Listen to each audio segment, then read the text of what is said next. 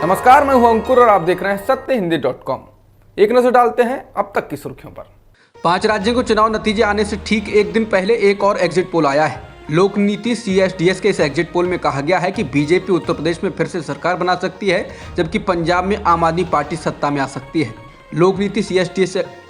लोकनीति CSDS का exit poll कहता है कि उत्तर प्रदेश में बीजेपी और उसके सहयोगी दलों को 43% वोट मिल सकते हैं, जबकि अखिलेश यादव की अगुवाई वाले समाजवादी पार्टी गठबंधन को 35% वोट मिलने की बात कही गई है। एग्जिट पोल के मुताबिक BSP को 15%, कांग्रेस को 3% और अन्य को 4% वोट मिलने का अनुमान है। इस अनुमान में 3% का बदलाव हो सकता है। सर्वे के लिए सैंपल साइज करीब 7000 लिया गया है। एग्जिट पोल में यह कहा गया है कि बीजेपी को उत्तर प्रदेश में बड़ी जीत मिलेगी। लोकनीति CSDS का एग्जिट पोल कहता है कि पंजाब में आम आदमी पार्टी को 40% वोट मिल सकते हैं, जबकि सरकार चला रही कांग्रेस को 26%।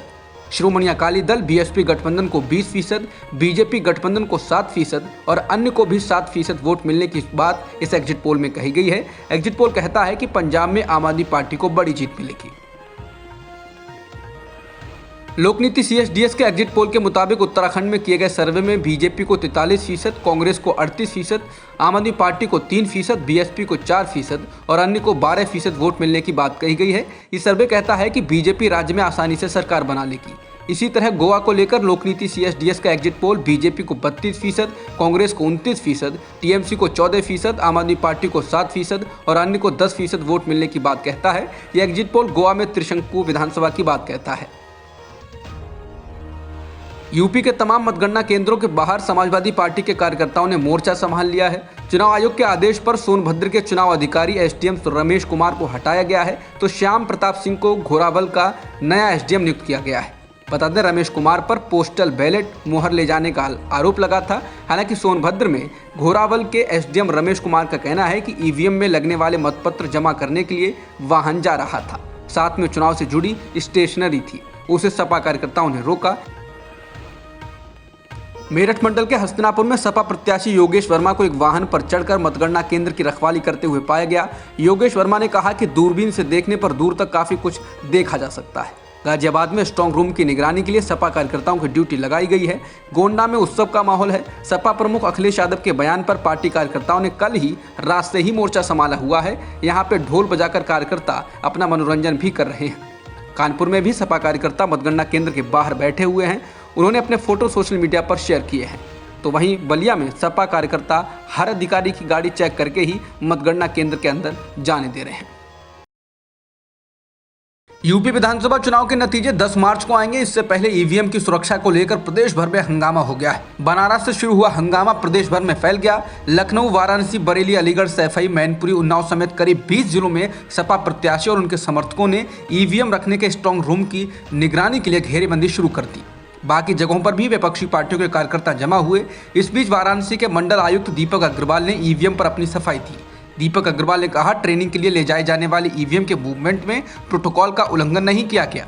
ये EVM वोटिंग वाली EVM से पूरी तरह अलग हैं। जो EVM गाड़ी में मिली हैं उसका मिलान पोलिंग में उपयोग हुई EVM से कर लें। अगर नंबर मिलता है तो हम लोग दोषी हैं। फिलहाल ऐसा नहीं है, सभी प्रेक्षक यहीं बैठे हैं। मैं दावे के साथ कह सकता हूँ कि वोटिंग वाले EVM से छेड़छाड़ असंभव है। इसकी 3 लेयर सिक्योरिटी होती है। इसके साथ ही उन्होंने ये माना कि EVM का जो मूवमेंट हुआ उसमें त्रुटि हुई है। उनके इस बयान के वीडियो को समाजवादी पार्टी ने ट्वीट किया है। वाराणसी में मंगलवार शाम को एक वाहन में EVM मिलने पर चुनाव आयोग ने बयान जारी किया है। चुनाव आयोग ने प्रेस नोट जारी कर कहा है कि इन EVM को ट्रेनिंग के लिए ले जाया जा रहा था। वाहन में EVM मिलने पर खासा हंगामा हुआ था और सपा के प्रमुख अखिलेश यादव ने आरोप लगाया था कि उत्तर प्रदेश में EVM चोरी हुई हैं। आयोग ने कहा है कि वाराणसी में जिले के मतगणना अधिकारियों की ट्रेनिंग के लिए 9 मार्च को प्रशिक्षण कार्यक्रम आयोजित किया गया है, जिसके लिए EVM मंडी में स्थित अलग खाद्य गोदाम में बने स्टोरेज से यूपी कॉलेज में स्थित प्रशिक्षण स्थल से ले जाई जा रही थी। आयोग ने कहा है कि काउंटिंग ड्यूटी में लगे कर्मचारियों की द्वितीय ट्रेनिंग होनी है और हैंड्स ऑन ट्रेनिंग हेतु ये EVM ट्रेनिंग में हमेशा इस्तेमाल होती हैं। EVM चोरी को लेकर चुनाव आयोग ने कहा कि मतदान में इस्तेमाल हुई सभी EVM स्ट्रांग रूम के अंदर सीलबंद हैं और केंद्रीय अर्धसैनिक बलों के त्रिस्तरीय सुरक्षा घेरे में सुरक्षित हैं। गाड़ी में मिली ये EVM पूरी तरह अलग हैं और CCTV कैमरे की निगरानी में हैं। बता दें, अखिलेश यादव ने प्रेस कॉन्फ्रेंस में सवाल उठाया था कि वाराणसी में EVM की एक गाड़ी पकड़ी गई तो 2 क्यों भाग गई।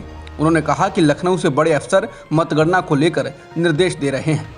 एग्जिट पोल को लेकर पूछे गए एक सवाल के जवाब में अखिलेश ने कहा था कि ये सर्वेक्षण के नतीजे इसलिए ऐसे दिखाए जा रहे हैं जिससे ईवीएम की गड़बड़ियों को ढका जा सके, चोरी को छुपाया जा सके।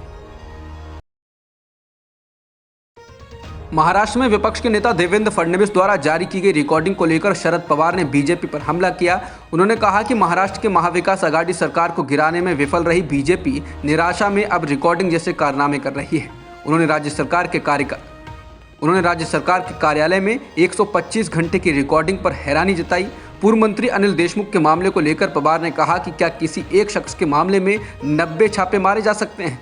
एनसीपी प्रमुख पवार ने कहा कि ये सब कारनामे केंद्रीय एजेंसियों का इस्तेमाल कर उद्धव ठाकरे सरकार को गिराने के लिए किए जा रहे हैं। इसको लेकर शरद पवार ने ट्विटर पर एक थ्रेड में ट्वीट किए।